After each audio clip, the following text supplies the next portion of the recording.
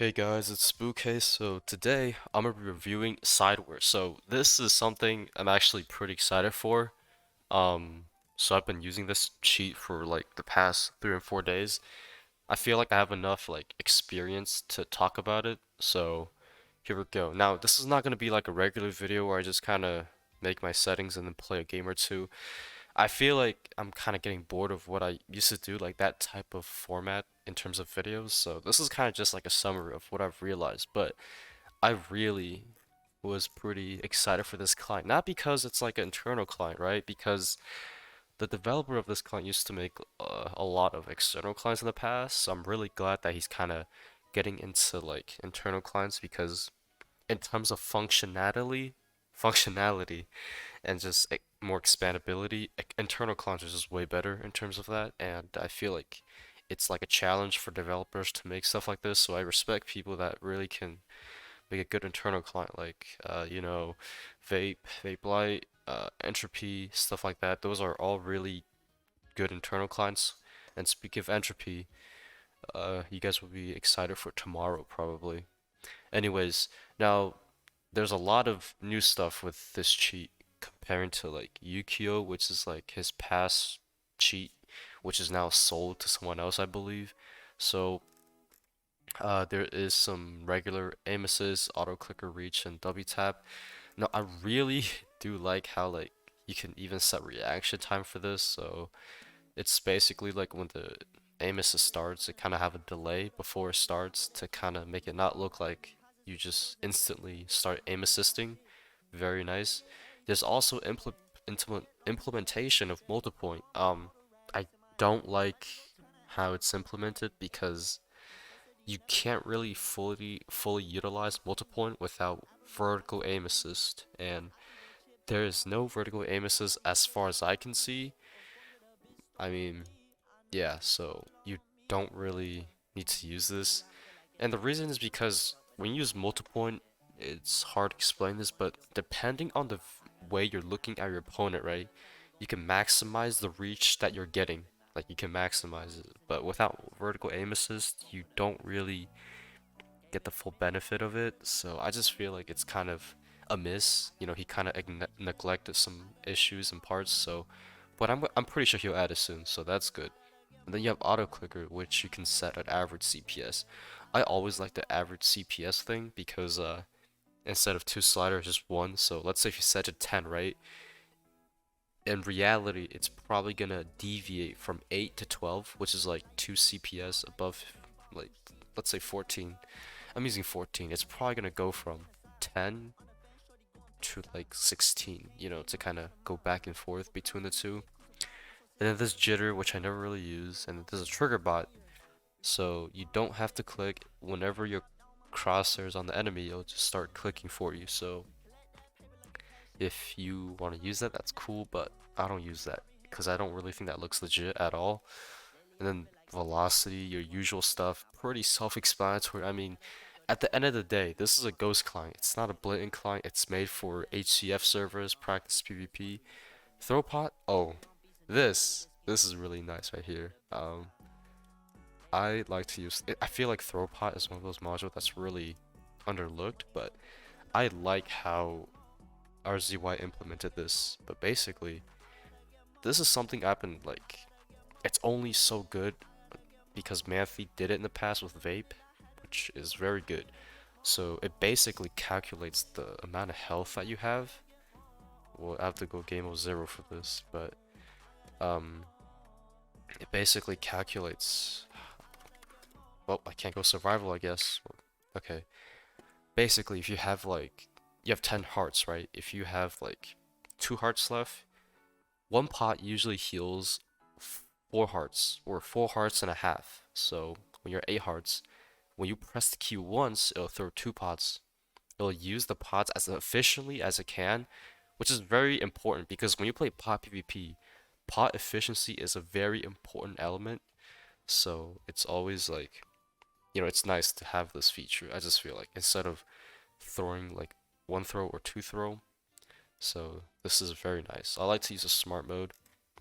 Other than that, you have some basic stuff. Also, Omni Sprint. wouldn't use any of these stuff, honestly.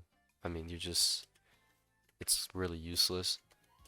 And I can kind of show the aim assist and the visuals, but the aim assist, it's also a very, very slow aim assist. It's very legit looking, actually. Like, even at like 100, it doesn't even look that blatant to me. Like, when I used to use entropy, vape, wide, even wider sometimes, that was a long time ago. But like, this is so slow. Like, you'll realize it's very dynamic. Like it starts off like fast, and then once you get closer to the reticle and the hitbox, it becomes slower. Now that's a very cool touch that I've seen, but yeah, very interesting. But that's the aim assist for you. And then you have your visuals. Now there's a lot of visual stuff. There's rainbow. So, whoop, oops, this is the raw Minecraft. Basically rainbows. And the circle shows their kind of reach towards you. So yeah, that's that. And then you have filled 3D. Now, if you're asking what's my favorite is probably outline because outline tends to use less like memory because when you have visuals, like a lot of visuals on and a lot of colors changing, it usually uses up more system resources. I like my visuals to be simple, easily readable, and just it stands out. So I don't like to use stuff like circle really and rainbow. I do not like that. I feel like a simple box like this is really nice.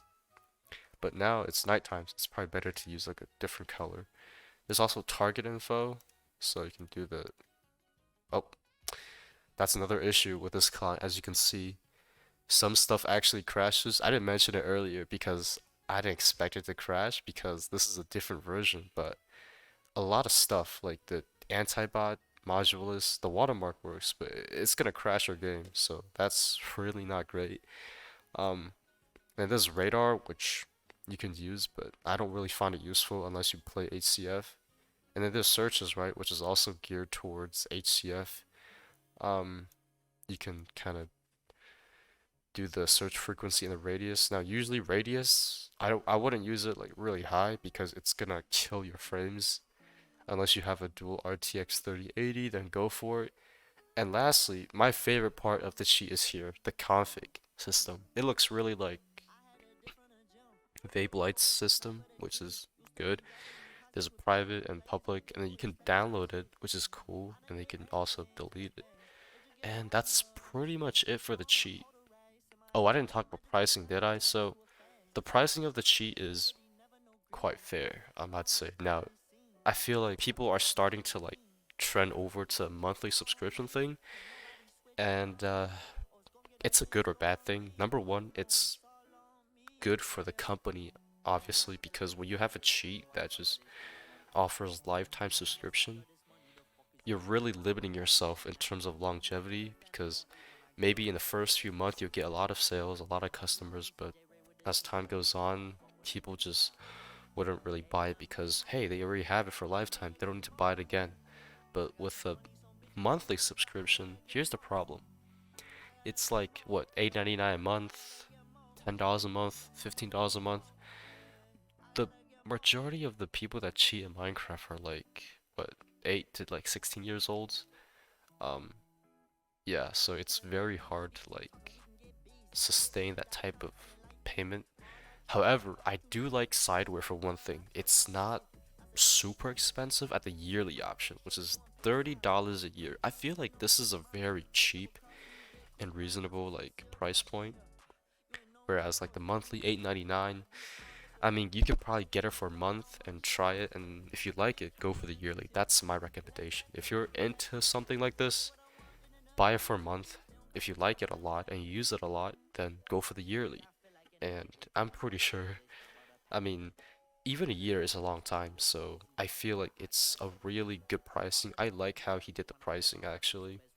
Um, so if you're into the market like something like this, it's pretty good with its own issues, obviously. Like there's a lot of crash issues with like the overlays and stuff, so hopefully he can fix those.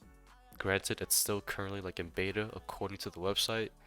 But yeah, Sideware, it's a pretty decent client. I like it. Like I said, There are some issues that I feel like he should fix up, but overall, this client is pretty cheap. If you ask me, like 30 a year, that's pretty enticing. But yeah, that's pretty much it for the video. Make sure to like if you enjoyed it, and I'll see you guys in the next video. Bye.